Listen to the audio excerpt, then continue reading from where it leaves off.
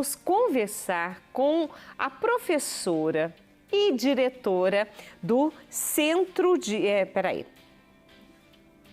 Instituto Cultural. Eu vi o C aqui, eu já fui no C.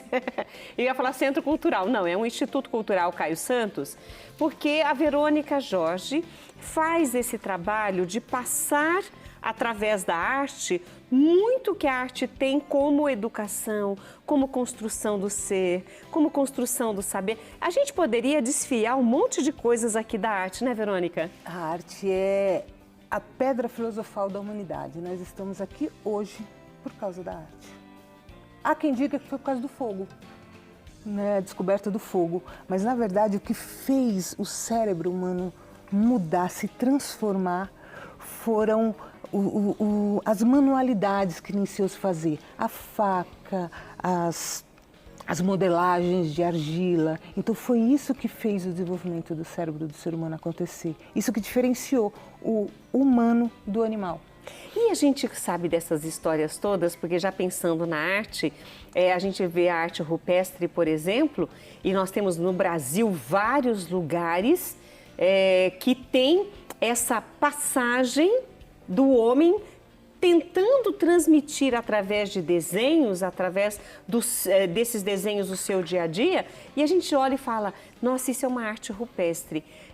Então, para vocês imaginarem como isso começa muito lá atrás. Para você ter uma ideia, antes de falar, inventar a escrita e se entender como ser humano, o ser humano desenhou.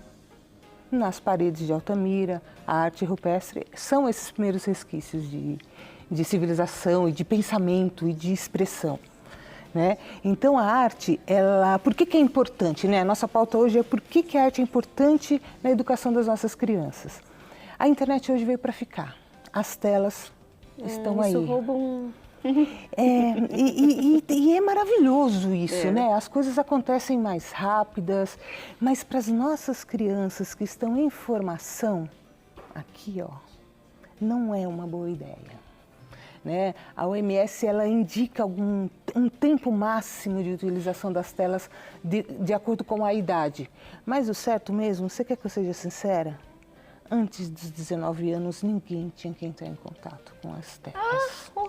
Se os adolescentes ouvirem ela falar isso, vão esconjurar a Verônica hoje aqui, imagina. Ah, mas a gente tira uma média, né? Mas, ó, até os 12, 13 anos realmente é um perigo dar um celular na mão de uma criança. Mas hoje nós vemos bebês não, isso que é um não absurdo. Sabem ainda isso andar, é um absurdo. Isso sentadinhos assim, segurando o celular porque a mãe e o pai dá para o bebê ficar quietinho. Infelizmente, o adulto hoje ele não quer ter trabalho. Isso é verdade. Ele tem trabalho no trabalho, ele se desdobra para executar o trabalho dele, mas na hora dos filhos, ele já está cansado, ele já trabalhou o dia inteiro, então ele dá o celular, a criança fica quietinha ali, bonitinha, parece que está concentrada, mas ela não está concentrada, ela está focada. Mas concentração não. Não tem nenhuma. Isso a gente vê muito em restaurantes também, né? Os pais querem conversar, a gente vê a criancinha ali sentadinha, nem mexeu no prato, mas o celularzinho tá ali. Não, e tá ali na hora na hora do almoço em casa, no dia a dia, entre lição de casa, tá presente na vida assim muito já tá entrado, tá lá dentro. E assim, eu vejo na escola as crianças de hoje, elas não têm mais paciência para mais nada. E é por conta das telas. Tudo ali é muito rápido. O estímulo é muito rápido. Querem que a vida seja assim também. Às vezes as crianças falam, eu tenho que pintar o fundo. Você vê que os trabalhos são todos bem pintados, toda a folha é pintada, né? Tem que pintar o fundo? Tem. Ai, meu Deus, isso vai demorar 1 ano. Eles fazem assim. A paciência realmente está bem curtinha. E não era assim. Há 10 anos atrás não era assim. Nossa, você tem essa referência... 33 anos. Então, mas para você medir esses 10 anos, ou seja, o advento do celular com essa facilidade de onde você estiver, o celular estar junto, porque antes o telefone era fixo. E às vezes com cadeado, né? Nem se usava muito. E nem todo mundo tinha computador. Exato. Então, hoje não. Hoje o computador vai junto, o celular vai tudo num pedacinho de tecnologia. Então, nesses 10 anos, você notou a diferença? Notei. E a cada semana eu estou entrando em desespero já. Eu tenho conversado com os pais, eu falo individualmente com cada um, dou dicas. E assim, não adianta só falar, tira. Você tem que dar uma solução, você tem que dar uma alternativa, porque a criança vai fazer o quê? Né? Então você tem que enriquecer o tempo livre do seu filho com atividades que vão construir, que vão colocar um tijolinho após o outro no seu intelecto, no seu imaginário, realmente vai desenvolver a inteligência. A arte, através do desenho, o desenho é uma maneira de você... Os exercícios que são feitos no desenho, eles trabalham o cérebro como um todo, o lado direito, o lado esquerdo, a junção dos dois, associação. As faculdades mentais básicas são atenção, controle. Então, atenção é foco, concentração. Controle físico, mental, né? Livre associação é você ter a capacidade de associar o que você está vendo, o que você está fazendo com experiências anteriores, com outras coisas do seu imaginário. E a realização, que é você iniciar e concluir algo. E é na conclusão que você tem a liberação dos hormônios que trazem felicidade e aquela sensação de dever cumprido. E as crianças hoje, elas não gostam de uma coisa, elas amassam e jogam fora. E se irrita, e não tem paciência, e faz 2, 3 traços e acha que já está bom. Mas a criança não tem paciência por conta dessa aceleração da tecnologia na vida delas, através do celular, computador, enfim, tudo.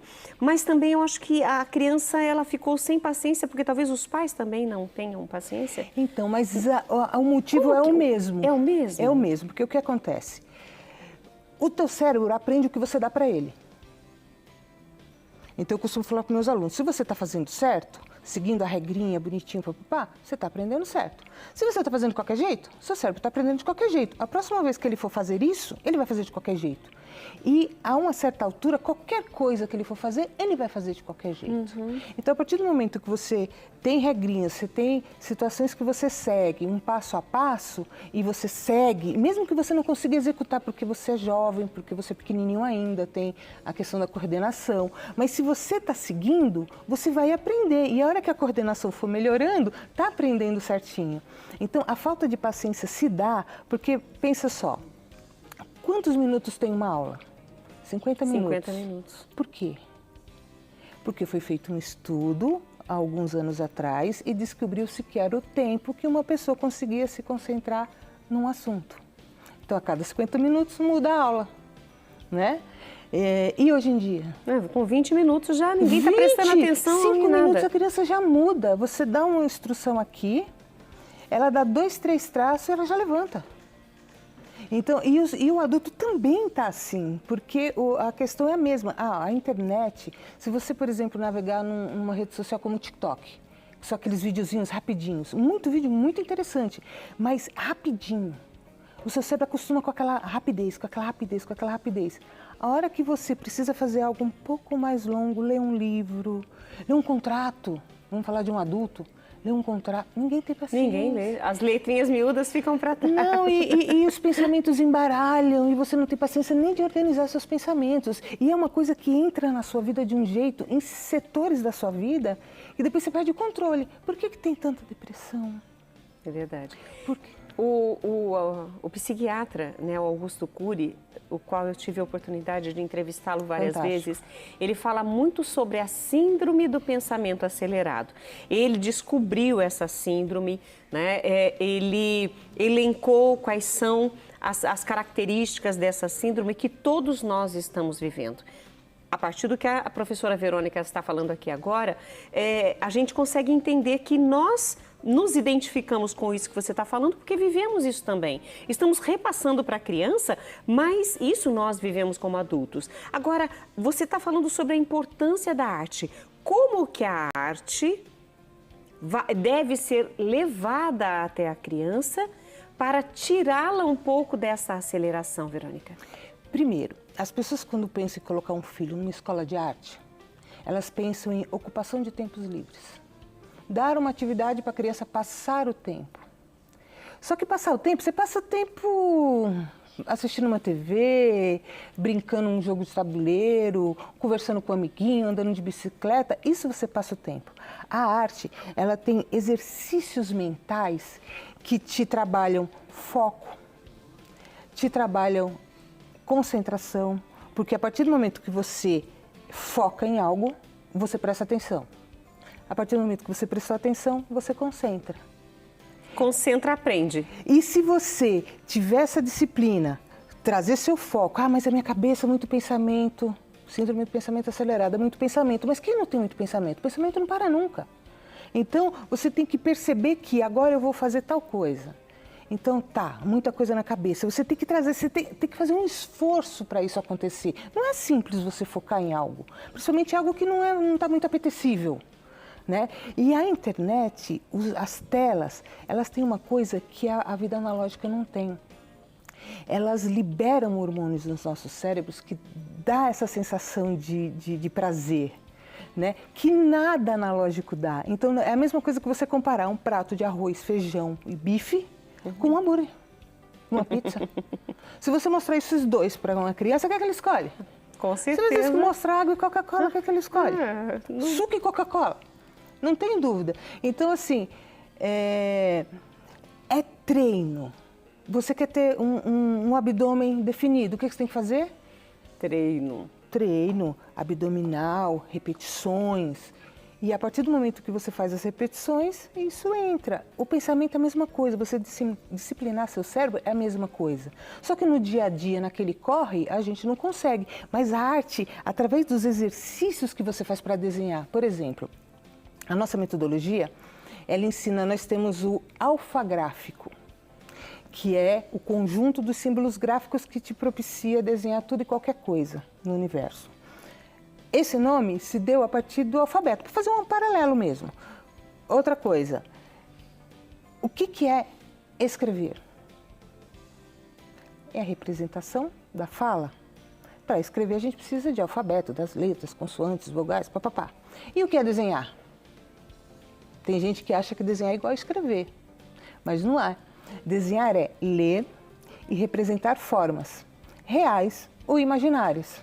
Então, para você representar as formas, você tem que ler formas, né? Então, no nosso alfagráfico, nós temos 7 símbolos gráficos que você olha para a imagem e você tenta ler esses símbolos na imagem que você vai representar. Então, você vai fazer uma reta vertical. Se ela não estiver paralela com a margem esquerda do papel, não é uma reta vertical, é uma reta diagonal. Então, os exercícios para você fazer uma reta vertical, a repetição para você fazer uma reta vertical, para você desenvolver a coordenação motora, desenvolver a sua visão, desenvolver a percepção para você fazer uma reta aqui, ela paralela à lateral do papel, e isso vai fazer no seu cérebro aferir. É como se você estivesse regulando, afinando um instrumento. Né? Então, e isso, se os pais enxergam a arte como algo tão importante como a escola, a matemática, o português, como o estudo de línguas, como hoje eles já aceitam a atividade física como algo necessário para o corpo, dá tudo certo, porque aí eles cobram dos filhos a responsabilidade com o estudo da arte. Arte na escola, para muitos pais, é só a diversão, até mesmo dentro da escola. Não é só colocar numa escola de artes para que aquela criança ocupe o tempo dela, mas mesmo quando vem os trabalhinhos, as pesquisas, os desenhos, aquilo dentro da arte, para os pais eles veem como só um... É porque não compreenderam ainda. A nossa luta, a gente tem uma luta aí para poder levar os conceitos, explicar o que é a arte, né, para poder, né, sempre nos nossos eventos, nas conversas que a gente tem com os pais, a gente passar isso para eles, para que eles compreendam. Em algum momento, o botão vai virar. E aí as crianças vão se beneficiar. E olha, nós temos hoje aqui a companhia da Verônica e ela é professora da Bruna, né? A Bruna Palante daqui a pouquinho estará conosco no nosso artesanato e é bom que a gente saiba, né? Como que a Bruna vê a arte hoje, porque a gente vai conversar com ela também, nós trouxemos os trabalhinhos dela, tudo. Daqui a pouquinho a gente vai ter a Bruna, porque a gente quer entender tudo isso também, já a partir da ótica da criança, o que ela aprendeu, como ela vê. E a criança chega a te contestar, por exemplo, né? Eu sei de uma historinha da Bruna, vou contar aqui. Bruna, vou contar. Bruna. A Bruna queria fazer um desenhinho de uma piscina e ela pintou a piscina. Que cor, Bruna? Cor de rosa? Cor de rosa. Ela pintou de cor de rosa, né? E a mãe, claro, a Lê falou assim, Mas, Bruna, não existe piscina cor-de-rosa. Então, a criança, quando ela começa a questionar, né, ela falou, não, mas a minha é a cor-de-rosa. Ou seja, ela sabia exatamente o que ela queria colocar. Mas mesmo que não existisse. Mas você sabe que esse tipo de questionamento e essa certeza é cada vez menos. Deveria ser mais, deveria aumentar, né, mostrando que a criança já sabe o que ela quer. Né? Ela fez intencionalmente e ela quer que seja daquele jeito. Ela pensou, ela planejou, porque tudo começa aqui. Né? Olha só, eu vou dar aqui agora o conceito de arte. Se você perguntar para pergunte para 10 pessoas o que é arte. Cada uma vai te falar uma coisa. A arte é expressão, a arte é emoção, a arte é pintar. Desde mais simples até uma resposta um pouquinho mais sofisticada. Mas, na verdade, o nosso mestre, Caio Santos, que é o responsável pela nossa metodologia, que é quem está 50 anos tentando responder essas perguntas, ele chegou à seguinte conclusão, que a arte é a concepção do novo. Está em tudo que é artificial e é fruto das percepções humanas. Então, o que é arte? Para a gente entender o que é arte, a gente precisa entender o que é concepção. A natureza, ela tem duas maneiras de conceber. Uma física, homem e mulher concebem um outro ser, e uma mental. Então, na arte, a concepção é mental. Então, quando algo se torna real, aqui diante dos seus olhos, ela acontece aqui quando ela está pronta ou ela aconteceu primeiro aqui? Primeiro, com certeza. Numa ideia, Sim. numa questão que a gente costuma dizer que a arte nasce no design, numa necessidade, que foi o que aconteceu lá nos nossos primórdios. Que qual que era a necessidade? A necessidade era se aquecer, a necessidade era se proteger, a necessidade era se alimentar. Se defender. Se defender. E a partir do momento que o homem, de repente, um dia, andando, cortou o pé numa pedra, machucou e tal, depois cortou de novo, aí ele começou a ver que aquilo era afiado, que aquilo cortava carne. E aí ele começou a usar aquilo para, sei lá, descascar uma laranja. Dali a pouco... mil coisas aconteceram, até o momento que ele começou a se defender das feras com aquilo. Colocou um cabo mais longo, começou a não precisar chegar tão perto da fera, descobriu que ele podia comer carne. Existe um estudo que diz que toda essa questão da testa, essa parte da frente do nosso cérebro, surgiu a partir do momento que ele começou a ter carne na sua nutrição. Né? E aí depois ele saiu do ambiente aberto, ele começou a se aconchegar nas cavernas. E olha, isso vai longe, se a gente for pensar, né? Vai longe. Não, isso é um estudo assim para mais de metro. Mas o mais importante hoje é que na companhia da Verônica, nós entendemos o quanto é importante a arte na nossa vida. O quanto, principalmente, a arte é importante na vida das crianças que estão aí se formando, né? Estão em formação do seu pensamento, da sua ideia, das suas concepções de vida e de mundo. Então, eu agradeço por você estar aqui para falar sobre a importância da arte. A oportunidade. Gostaria de voltar para a gente falar mais, porque o assunto é longo, viu? Feito o convite. Aceitado. Ai, que delícia! Conversamos aí com a Verônica, ela que é diretora e também professora do Instituto Cultural Caio Santos. Verônica Jorge conosco e vai voltar, com certeza. Com certeza. Mas agora, pode ficar à vontade, Verônica.